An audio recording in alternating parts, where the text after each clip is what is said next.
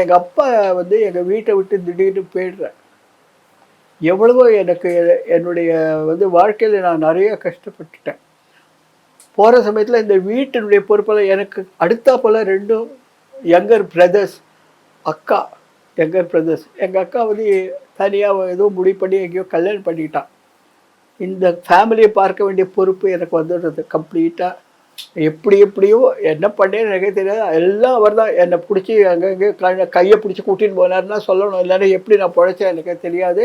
இந்த குடும்பத்தை பார்த்து மேலே கொண்டு வந்து அவங்களெல்லாம் நல்லா படிக்க வச்சு எப்படி பண்ணேன்னு கேட்டானே எனக்கு தெரியாது, அர்த்தம் தெரியாது, எப்படி சொல்லுவேன்னு எனக்கு புரியல. ஸோ அந்த மாதிரி என்னை வந்து என்னுடைய ஃபேமிலி இன்ன வரைக்கும் அவர் தான் என்னை பார்த்துட்டுருக்கார். சுவாமிகள் நடுவில் கொஞ்ச நாள் எனக்கு விட்டு போச்சு, அங்கே போக முடியல மேலுமாயிலுக்கெல்லாம். அப்போது நிறைய சேஞ்சஸ் எல்லாம் வந்த சமயத்தில் இந்த சமாதி அங்கே வச்சதுக்கு அப்புறமா வருஷம் நடக்கும். குரு பூஜை ஒரு நாளுக்கு நடக்கும், அவருடைய ஜெயந்தி ஒரு நாள் நடக்கும். இந்த விசேஷங்கள் 2 நடக்கும். பாஷ்யம் இருந்த வரைக்கும் அது விசேஷமாக நடந்துட்டு இருந்தது. இந்த பாஷ்யத்தை பற்றி நான் 2 வார்த்தை சொல்ல விரும்புகிறேன்னாக்கா, பாஷ்யம்ங்கிறவர் எப்படியாப்பட்டவர்னா, எனக்கு தெரிஞ்சு நான் அவரை சுவாமியில் பாதி அவர் அவ்வளவு வந்து அவ்வளோ ஒரு மகத்துவம் உள்ள ஆள் பாஷ்யம். சமாதியில் எப்போ இங்கே சேவை பண்ணுறது தான், இந்த சுவாமிக்கு கைங்கரியம் பண்ணுறது தான், அந்த பூஜை பார்க்கறது தான் அவருடைய வேலை.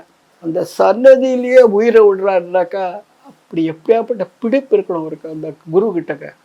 அந்த மாதிரி ஒரு பக்தர் இருக்கிறது ரொம்ப ரொம்ப கஷ்டம். சுவாமிஜியினுடைய வந்து பக்தர்கள் பற்றி கூட நான் வந்து தனியாக ஒரு சின்ன புக்கு வந்து எழுதியிருக்கேன். இப்போ என்னை கேட்கலாம் நீங்கள், உன்னுடைய வாழ்க்கை இனிமேல் இந்த வயசாட்சி வாழ்க்கையின் குறிக்கோள் என்னென்ன? இப்போவே எனக்கு என்னன்னாக்கா ஒரே சிங்கிள் அஜெண்டா, இன்னமும் என்னுடைய குருவை பற்றி நான் வெளியில் எப்படியா இழுத்துட்டு வரணும்னு இருக்கேன். நான் உனக்கு அடுத்த நிமிஷம் உனக்கு என்ன ஆகணும் எனக்கு தெரியுமா? தெரியாது.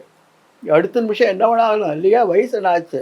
ஆனாக்கா எப்படியான அவர் வெளியில் கொண்டு வரணும்னா ஒரே பிடிவாதமாக ஒரு எண்ணத்திலேயே நான் இருந்துட்டு இருக்கேன். நான் 17 சித்திரங்கள் தான் படிச்சிருக்கிறேன்.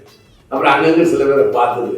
இவர் என்ன சொல்றாருன்னா, 1000 சித்தர்கள் வாழ்ந்த ஜீவ சமாதியாக இருக்கிறார். 27 நட்சத்திரங்கள் இருக்கின்றன.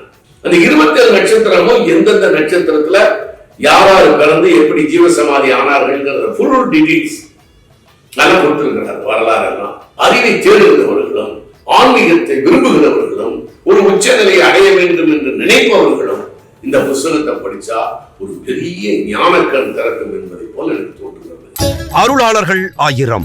ஆசிரியர் ஜீவ அமிர்தம் கோ. திருமுருகன். நூல் உங்களுக்கு வேண்டுமா? அதற்கான அலைபேசி எண் 739 739 4174. ஜிபே மூலம் செலுத்த 9176564723.